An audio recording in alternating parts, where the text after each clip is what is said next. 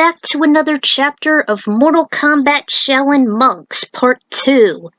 Last time, Kung Lao and Aiko actually reunited with Raiden, and he actually recognized her due to her past self, when she was like 6 years old at the time.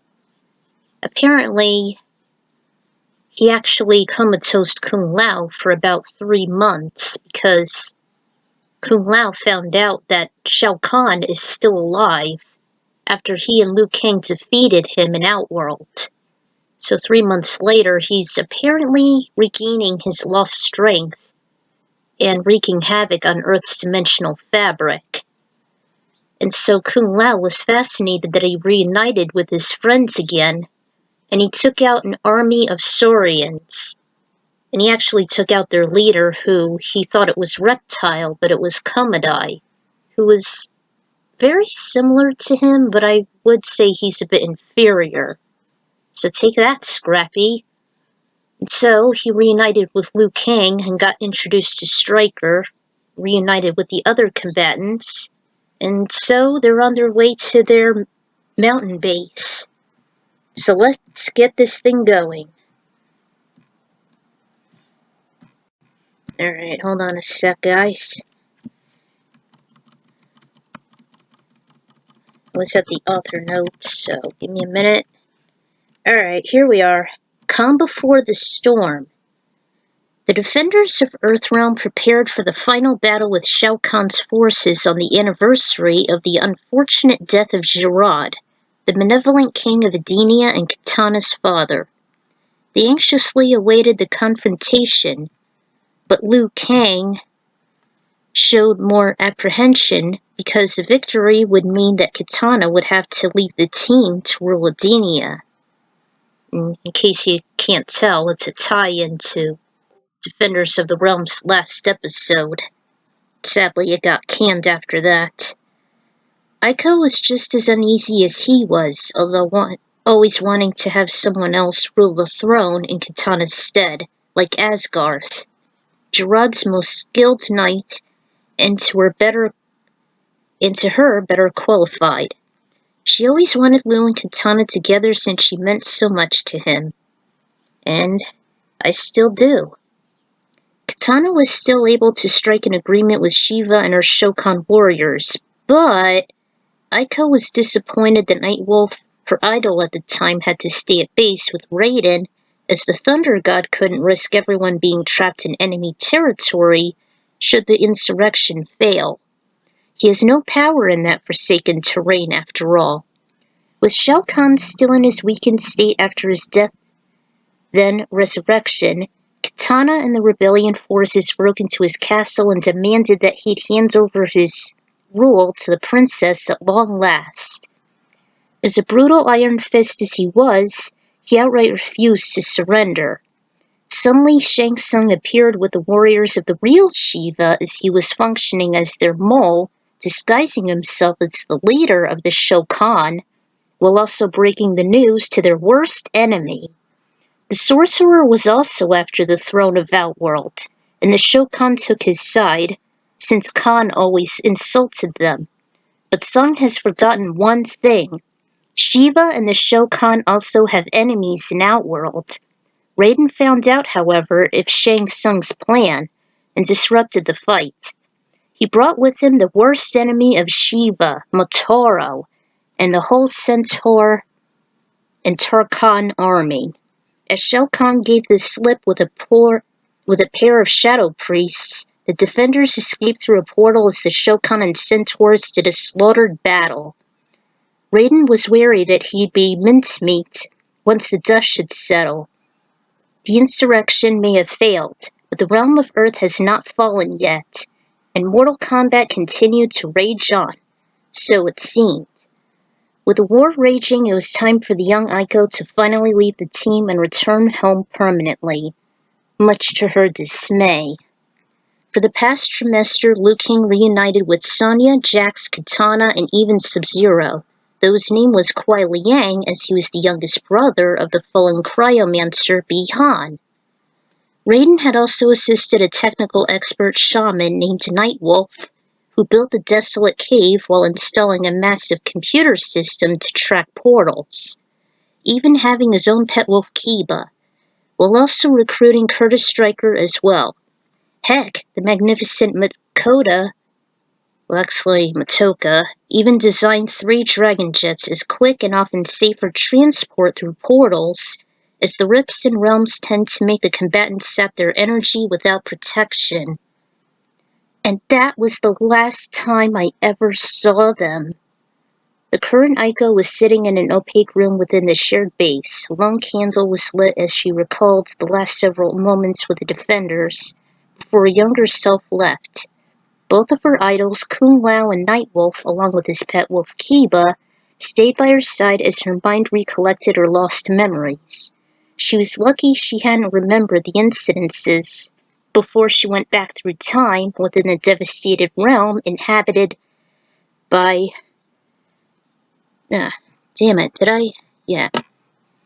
Inhabited by Revenants, the corrupt mirrored versions of the heroes. Recently, her mind had been sporadically wandering elsewhere as it was recollecting her memories from 16 years ago.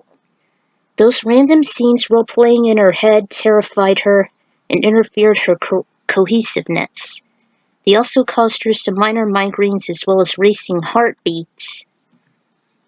In the physical level, she began to wail, suffering from sensory overload, as if her mind was swelling and almost ready to burst from the constant stress.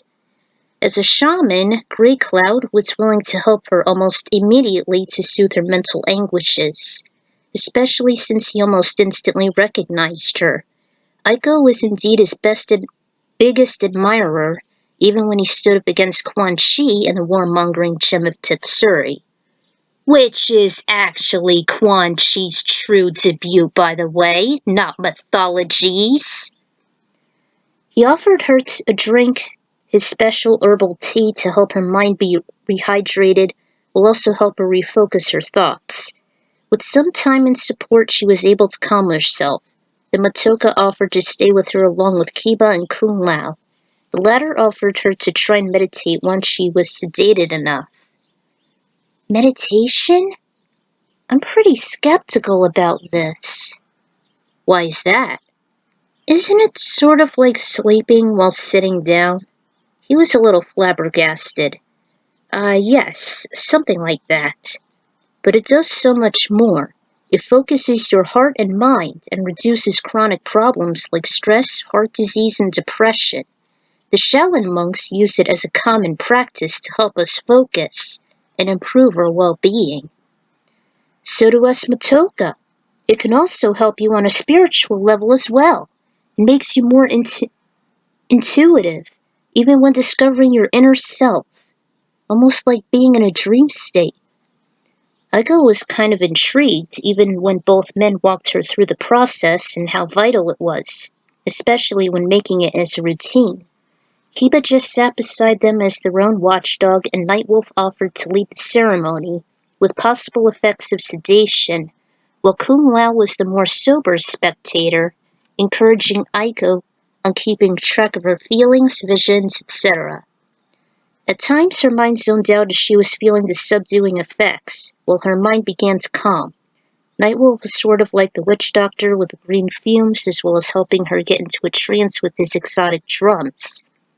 He once stated because of how sensitive Aiko was, she was enthralled by Nightwolf's customs, including how the vibrations and rhythmic sounds tend to daze her. Entranced and a bit incoherent, she still stated on what was going on, what she was hearing, remembering, seeing, and feeling. Through that process, she was able to recall vivid details on her last moments with the defenders before Kung Lao came into the mix. It was apparently new to him, too. By the time Aiko came to, saying it was the last time, she realized Shang Tsung and Shao Kahn were still alive, much to Lao's dismay. How can they still be alive? We killed them at the tournament! He then remembered Raiden's warning of them being possibly resurrected or escaping from the Netherrealm, just as how Komodai and the Saurian army became stragglers from Outworld. Is that what Raiden told you? Yes, it was. Is that what Raiden told you? Yes, it was. He warned us that Kahn been regaining his lost strength. I guess that's why he didn't make any direct assaults onto you. Until the insurrection. He faced Aiko again as he laid a hand on her. Aiko, you said you have escaped? Indeed. He disappeared with 2 shadow priests, but I was still at base with Nightwolf and Kiba at the time. Your mind's eye must have saw things differently. Another perception. How are you feeling now? Oh, felt like I slept for hours. Or maybe sobering up after a drink. I know the feeling. She faced him. How long was I out of it? About 40 minutes, counting all the time it took for you to go under. Jeez. Sorry for the interruption, guys. Okay, here we go. Outside the dark chamber within the main deck, Raiden was discussing with his fellow warriors on how and why he had brought Aiko along, since she had something none of his warriors had. In other words, the power of heart, which does distinguish her as sort of a weak, though skilled addition to the defenders of Earthrealm. What? How can the older Aiko or even the younger version be of use to us if she can't fight? Striker always, the bitter one, queried. Raiden questioned. Well, haven't you forgotten on what she was capable of? Only Nightwolf was aware of her prowess. Her heart powers may be inferior compared to our capabilities, but it can be quite powerful if used in the right conditions. She used to be a sort of peacemaker to us, Kitana recalled. She always wanted what was best for us. She did want Liu Kang and I to stay together. Yeah, I remembered her assuring me I should use my unfortunate childhood experience as a motivation on being a powerhouse to the team, Jax added. As being the most strongest person she's ever met. He smiled at her words after the group was infected by the Tetsuri gem. I remember Jax saying he used to be overweight, and there were people who would bully him, but she said she'd seen much worse.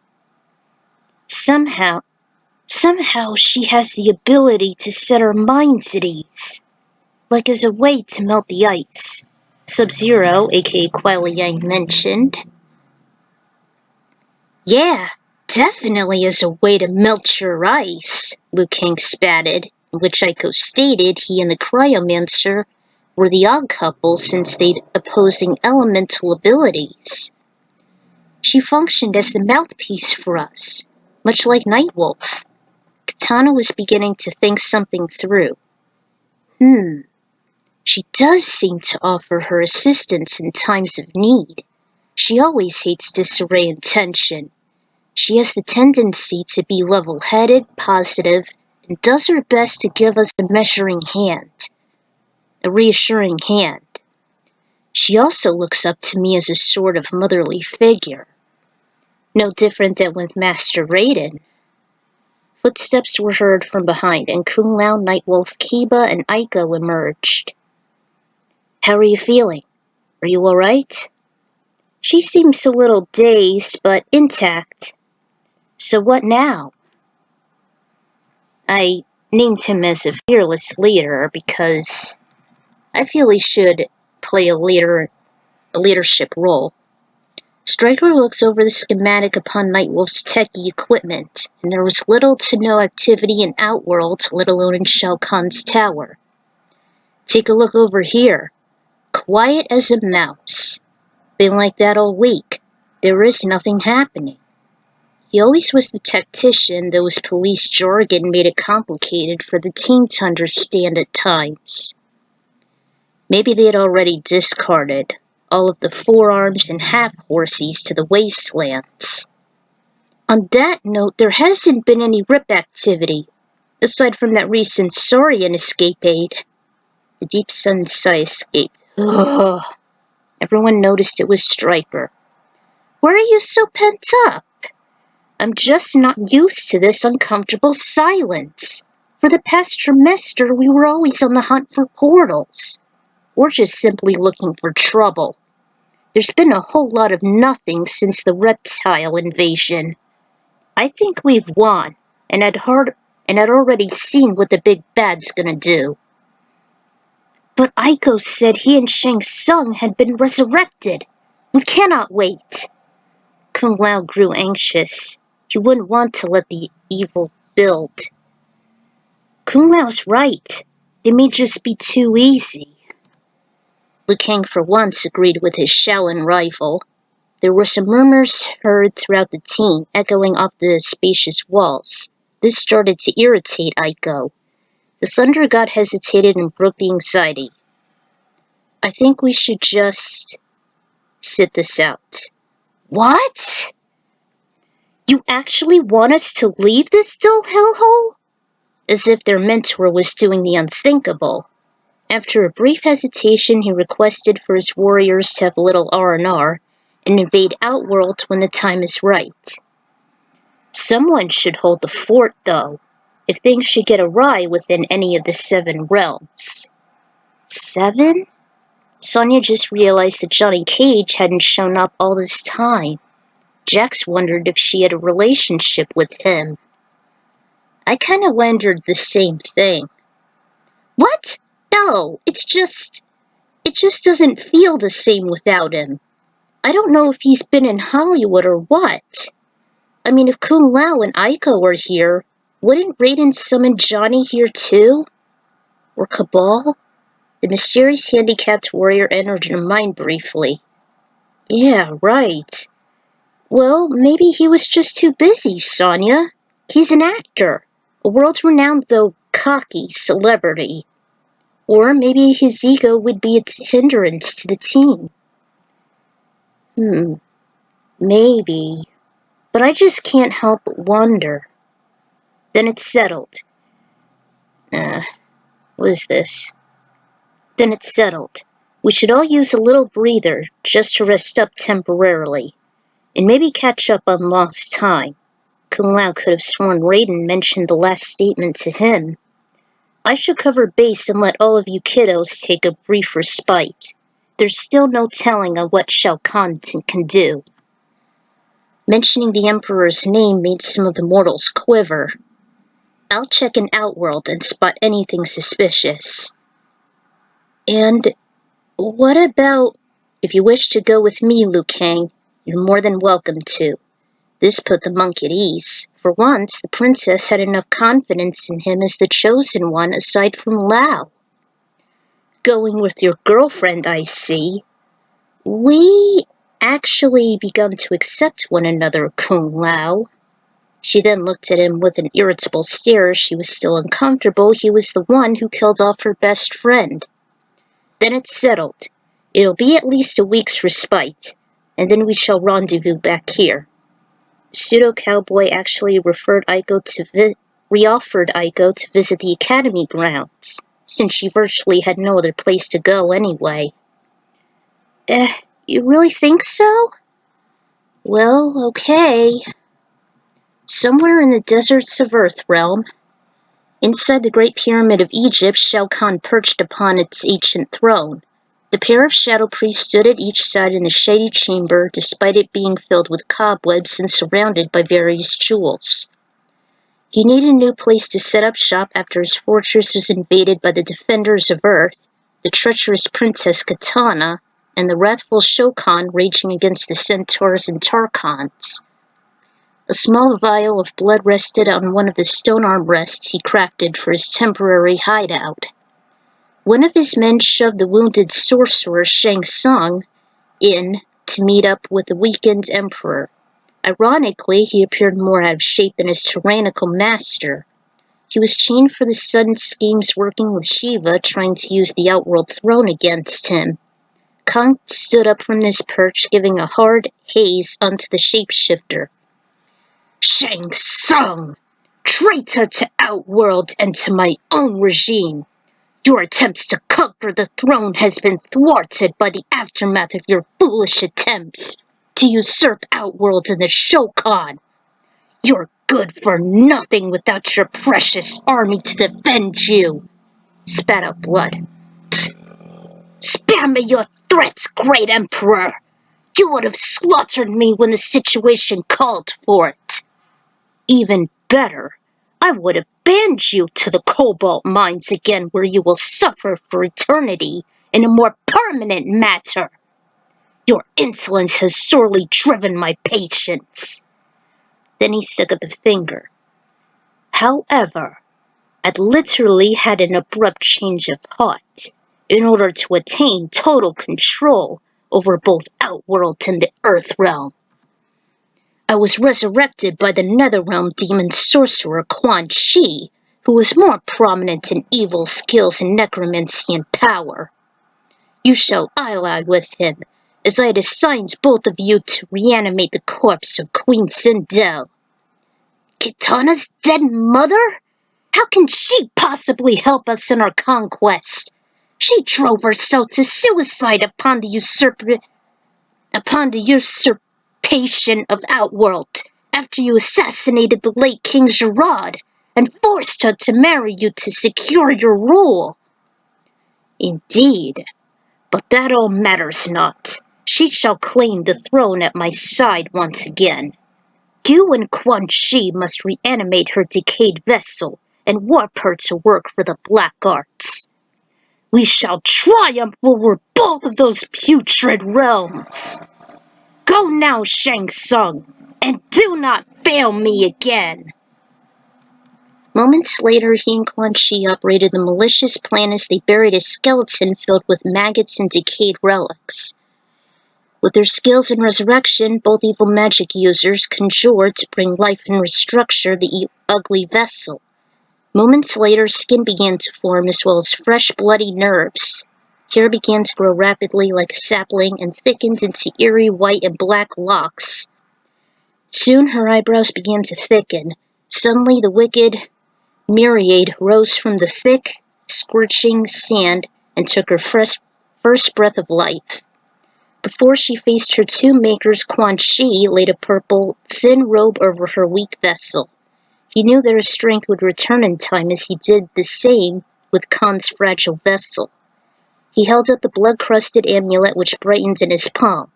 Her vacant eyes flashed with that same shade. After a few moments, she began to show a wide grin of her clean, white, and sharp fangs through her curling black lips. Uh-oh, Sindel's been resurrected. Meanwhile, sensing the great surge of power coursing through him, Khan raised his arms and let out a malicious laugh.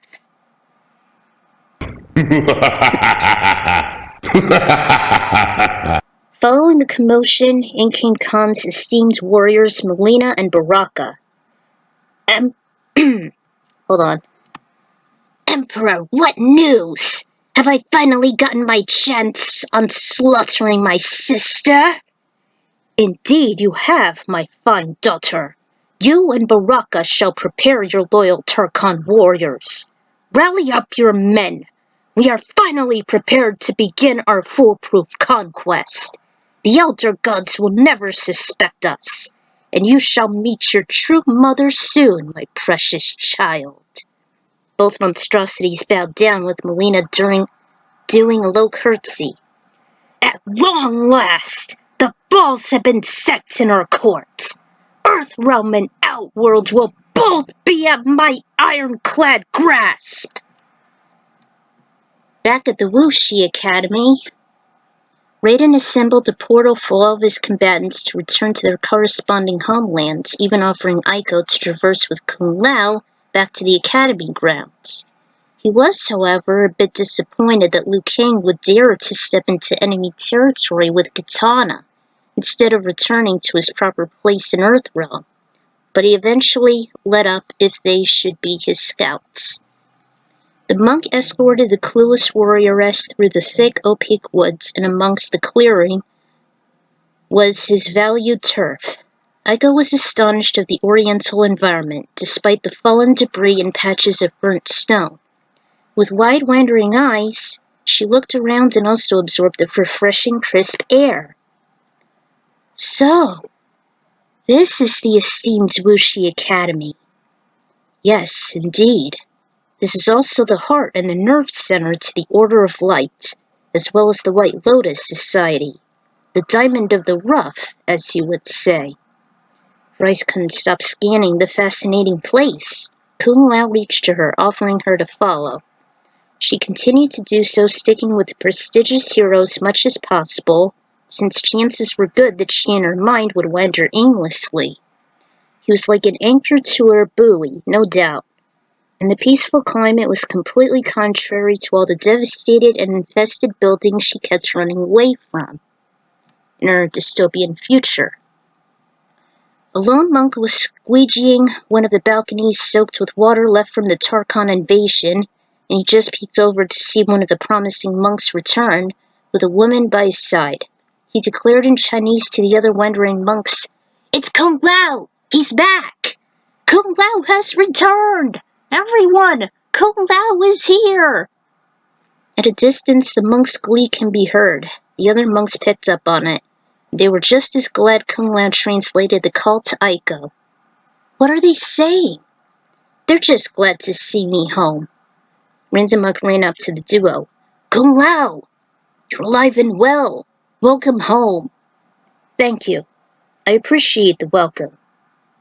"And who was your companion?" he stated as he watched her try and do an awkward curtsy. "This is Aiko. She's a good friend of mine, and she happens to be new to our humble customs." She went close to Lao's side, trying to hide her bashfulness. "She's just shy. She's not used to us just yet." "We're all thrilled to have you here, Kung Lao. Where is Liu Kang?" Thought of mentioning his girlfriend was on the tip of Lao's tongue, but he backtracked. He can't make it back just yet. He's in Outworld, scouting with Princess Katana. There seems to be some suspicious activity." "Lao. And what of Shao Kahn, the Conqueror?" "We're not certain. We thought he's been destroyed since our victory in the previous tournament, but Raiden thinks he's been resurrected, and Aiko believes the conflict isn't over." Be that as it may, we must be on our guard. Of course. "It's a pleasure to make your acquaintance, Aiko. We don't get many foreigners around these parts." Yeah, I see." Lao offered her to embrace more of his culture, and the monk passed the word. She questioned, "How did they become so fluent in English?" "Well, did you know that Great Britain owns Hong Kong?" Her jaw dropped so wide that he assumed he can't descend to the floor. She was completely speechless. She couldn't believe that Chinese territory belonged to the United Kingdom. This was an incredible shocker to her that Lao had to snap her out of her stupor. At least the massive koi pond filled with exotic fish got their attention, even a few frogs hopping onto lily pads and tadpoles. Life is finally returning, at last. From the shadows above, he noticed some colorful flags were being hung. But blah. Now couldn't believe how quickly he has recovered. Then again, he was gone and comatose for a whole trimester. He greeted each passing monk who were happy to see him. By the time he reached and showed Aiko the sacred armory, something tugged his mind. He almost forgot about his cheerful nephew. "Uncle!" Lao heard a shriek belonging to a little boy. Sure enough, it was Jin. His idol, of course. He embraced him. The kid was wearing a bright green...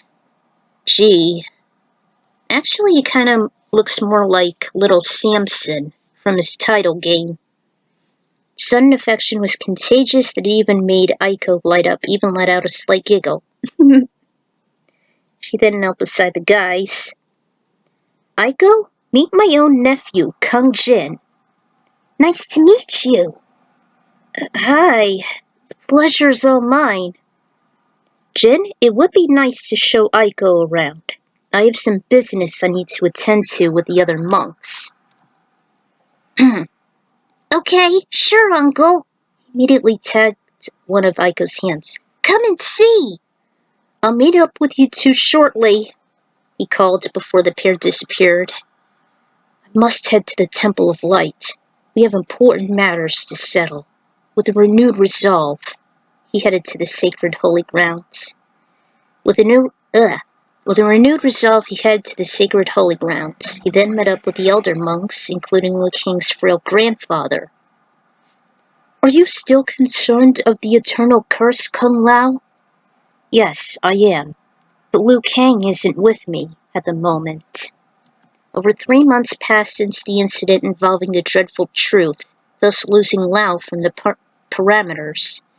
Liu Kang had eventually returned to the Wuxi Academy after the celebration, which he noticed the usual monks with Kung Lao absent. He became aware of the champion's curse, but he wasn't alarmed as much. He had checked the training grounds in the perimeter, even as the Temple of Light. In the graveyard where he paid a brief respect to his kid brother, still no sign. His frail grandfather was relieved to see him, though he hadn't seen Lao in so long. And who was that girl with you? You mean Aiko. He explained he found her on the streets in the USA of all places, as well as Raiden's discovery and her hidden potential. Kung Lao, if Raiden's correct about her, then she must be looked after. If Shao Kahn really is still alive, she will need our support. More than ever. Her talents can be of some value to us.